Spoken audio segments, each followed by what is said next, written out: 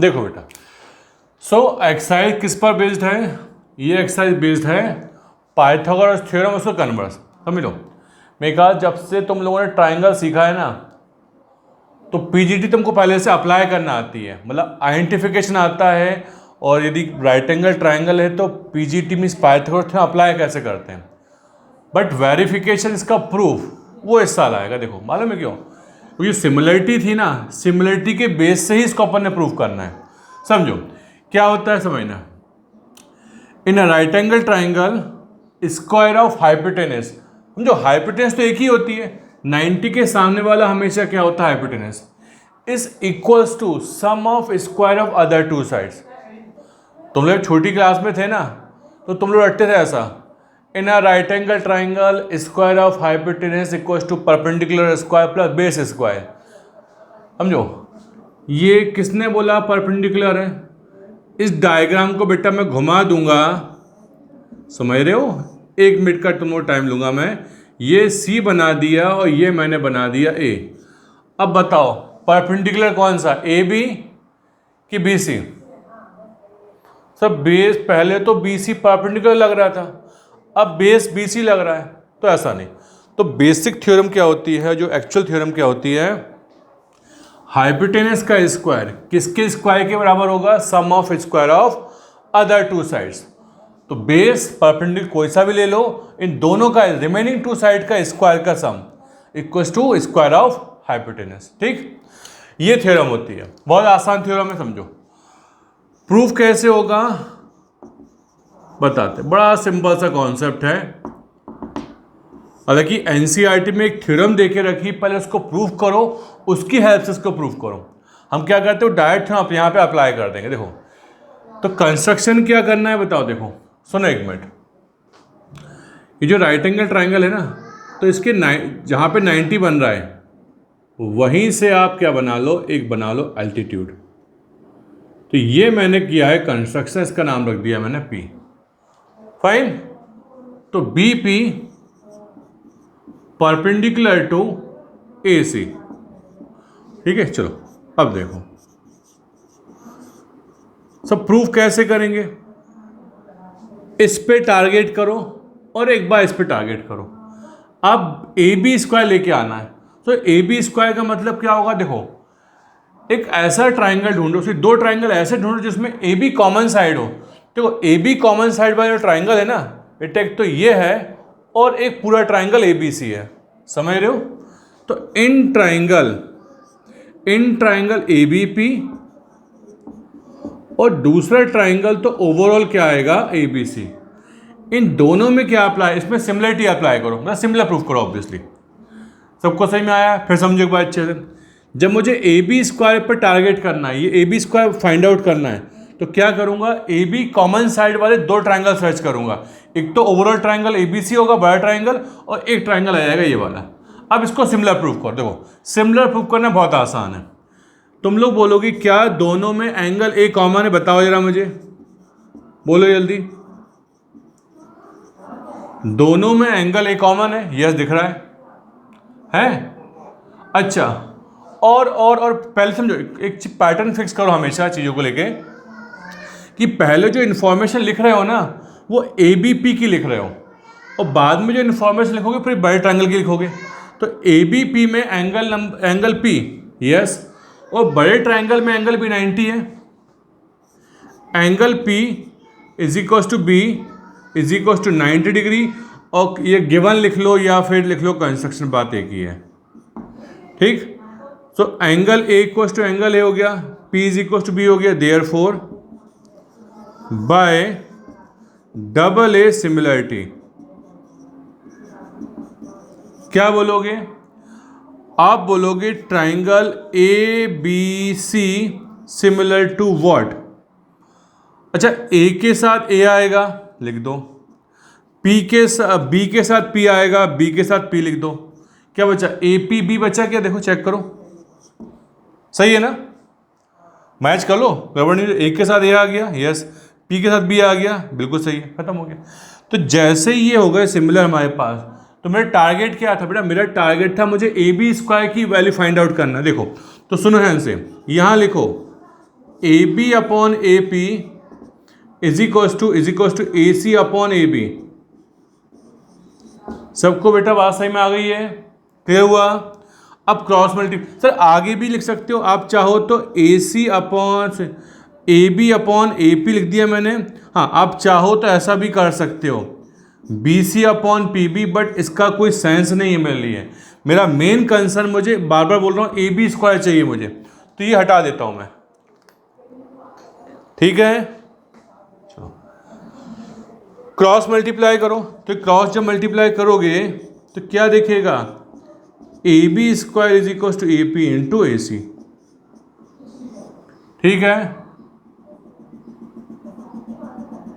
चलो अब क्या करोगे, सेम कॉन्सेप्ट, अब बी सी स्क्वायर पे टारगेट करो। तो बी सी स्क्वायर कैसे मिलेगा, बी सी कॉमन साइड वाले दो ट्राइंगल ढूंढो। तो बी सी कॉमन साइड वाले दो ट्राइंगल बेटा, एक तो ये होगा और एक ऑब्वियसली बड़ा वाला ट्राइंगल होगा। देखो now in triangle A B C और दूसरा ट्राइंगल पी बी सी, ठीक है, A B C and B P C, similar proof करो। तो सिमिलरिटी में आप देखोगे दोनों में बेटा एंगल सी कॉमन है,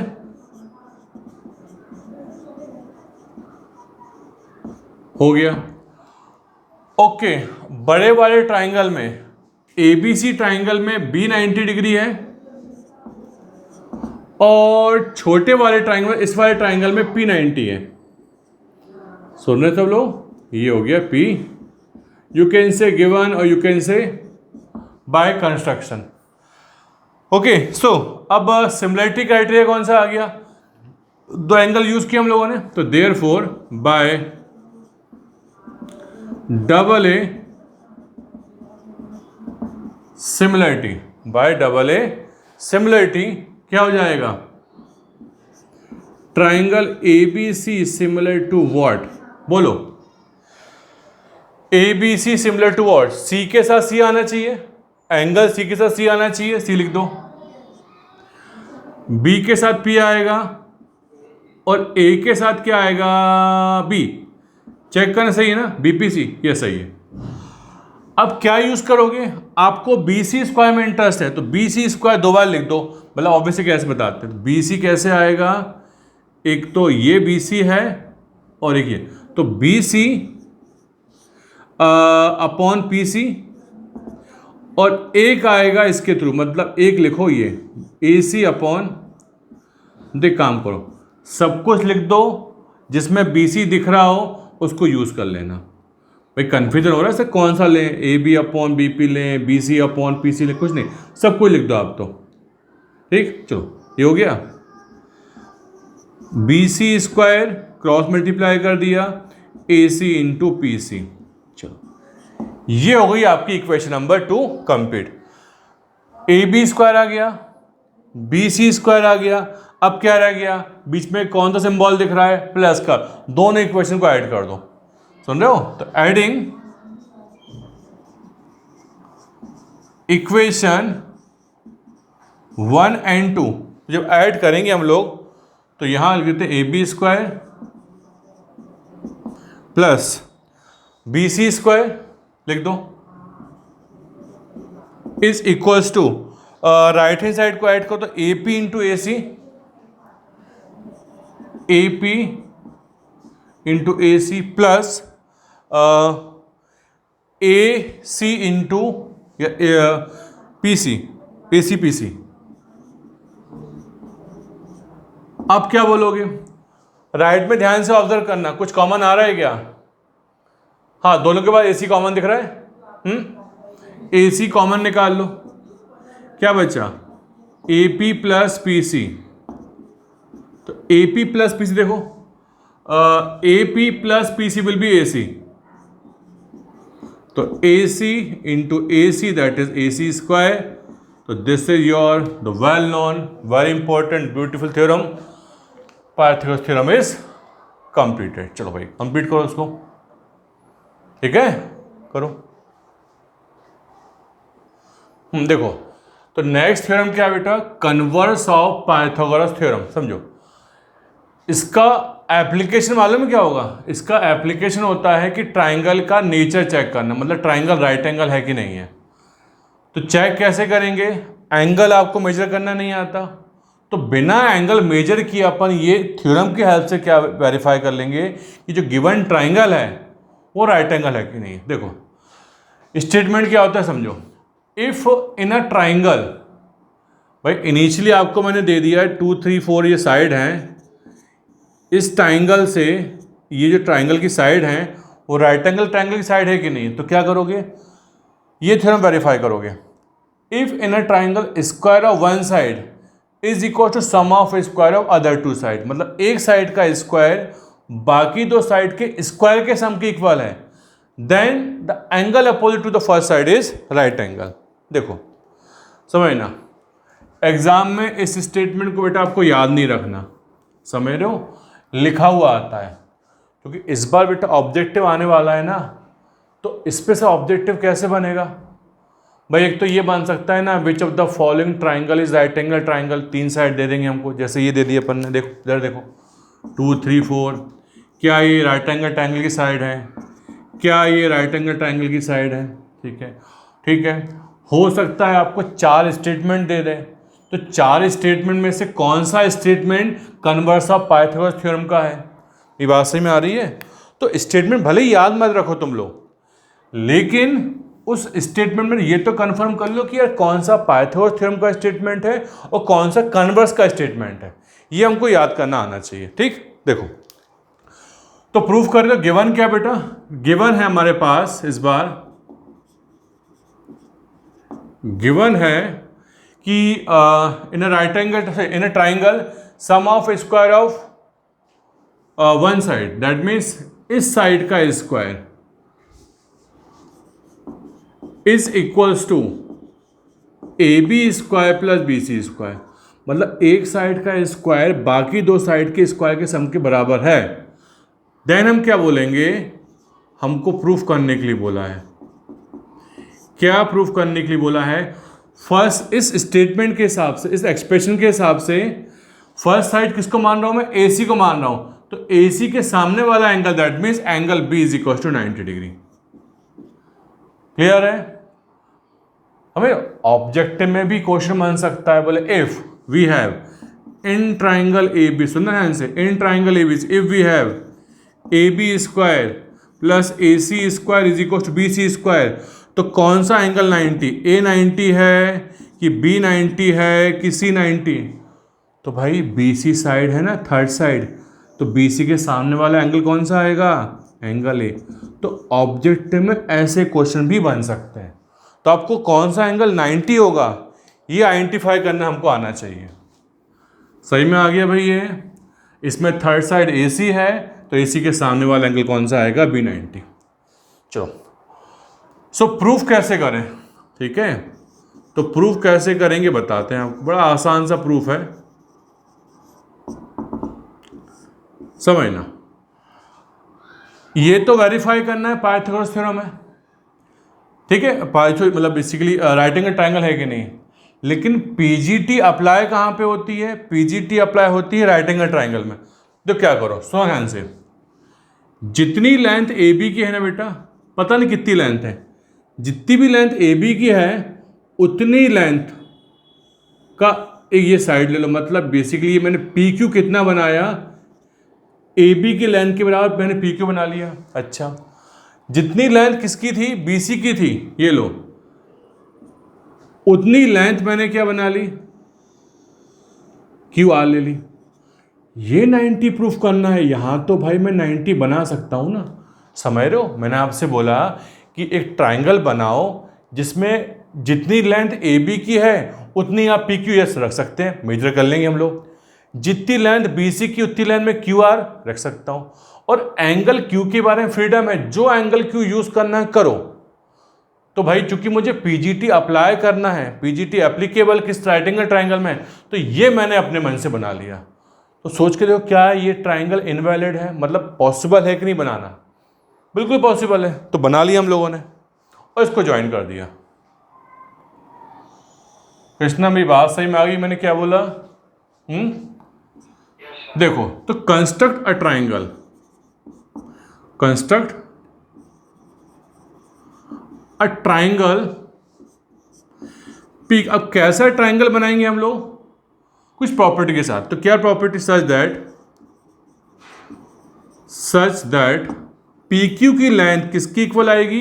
जितनी लेंथ ए बी के है। क्यू आर की जो लेंथ होगी वो किसकी इक्वल आएगी? सर जितनी लेंथ बी सी की है। और एंगल क्यू मैंने अपने मन से बनाया है, ये हमने ट्राइंगल बना लिया। फाइन, बस नाउ अब स्टार्ट कर। सर इसका फ़ायदा क्या होगा? देखो, इसका फ़ायदा ये होगा, अभी अपन कॉन्ग्रुएंसी अप्लाई करेंगे प्रूफ। हमने यदि ये प्रूफ कर दिया, सुनना, हमने यदि ये प्रूफ कर दिया कि ये साइड इसके बराबर अपने आप आ जाएगी। यदि ये साइड इसके बराबर है, ये साइड इसके बराबर है, ठीक है, और ये हमने प्रूफ करना है भी अपना, ठीक है। तो जैसे ही तीनों साइड कॉरस्पॉन्डिंग साइड इक्वल हो गई, तो साइड साइड साइड से दोनों ट्रायंगल क्या हो जाएंगे? कॉन्ग्रुएंट हो जाएंगे। और जब ट्रायंगल कॉन्ग्रुएंट हो जाएंगे, तो जब ये 90, तो ये ऑटोमेटिकली भी क्या हो जाएगा? 90 हो जाएगा। सबको बेटा मेरी बात सही में आ गई?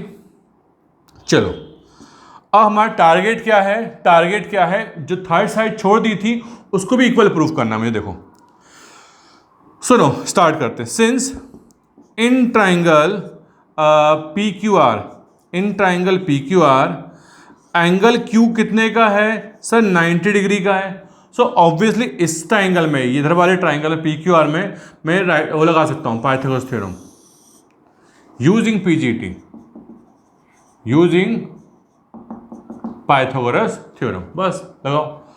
सो क्या हो जाएगा? एंगल क्यू 90 के सामने वाला हाइपोटेन्यूस हो गया, P R square is equal to P Q square plus Q R square हो गया।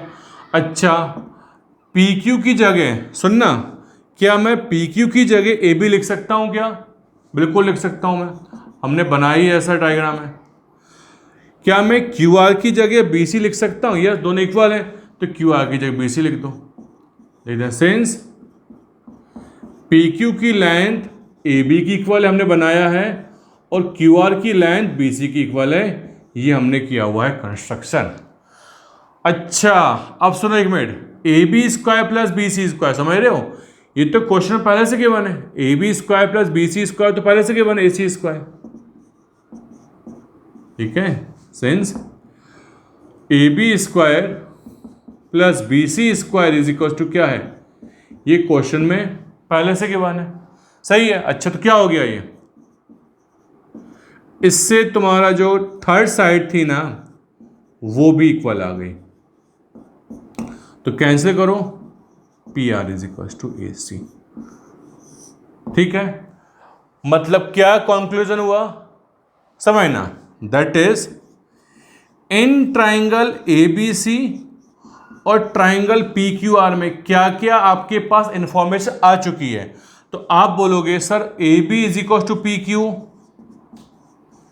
B C is equal to Q R. Sir ये तो आपने खुद ही ने बनाया था, ये आपने कंस्ट्रक्शन किया था, और अभी अभी हम लोगों ने प्रूफ कर दिया A C is equal to P R. ये कैसे हुआ? ये देख लिया तुम लोगों ने प्रूफ। तो बताओ क्या होगा? क्या बोल पाओगे? ये भी साइड है, ये भी साइड है, ये भी साइड है। जब तीनों साइड इक्वल हो गई, तो therefore by side side side, बोलो सिमिलरिटी कॉन्ग्रुएंसी, जल्दी बोलो। कॉन्ग्रुएंसी आएगी ना, साइड एक रेशियो थोड़ी आया है, साइड आई है, इक्वल आया हुआ है। Congruency, side side side congruency. Triangle कौन सा? सिंपल तो है, A B C congruent to triangle P Q R. तो जैसे ही ट्राइंगल कॉन्ग्रुएंट हुए, तो कॉरस्पॉन्डिंग पार्ट इक्वल हो जाते हैं। तो साइड तो इक्वल पहले से थी, कॉरस्पॉन्डिंग साइड। एंगल कौन कौन से इक्वल आएंगे? देखो, तो एंगल आप बोलोगे कि एंगल बी और एंगल क्यू इक्वल आएंगे। क्यू हमने खुद ही 90 बनाया था पहले से ही, ठीक है। सिंस एंगल क्यू तो पहले ही 90 था, देयरफॉर एंगल बी क्या हो गया? 90। देखो बड़ा सिंपल सा प्रूफ था, है ना। इस साल के लिए प्रूफ नहीं, हमको स्टेटमेंट और उसका एप्लीकेशन अच्छे से आना चाहिए। ठीक, चलो भाई कंप्लीट करो इसको।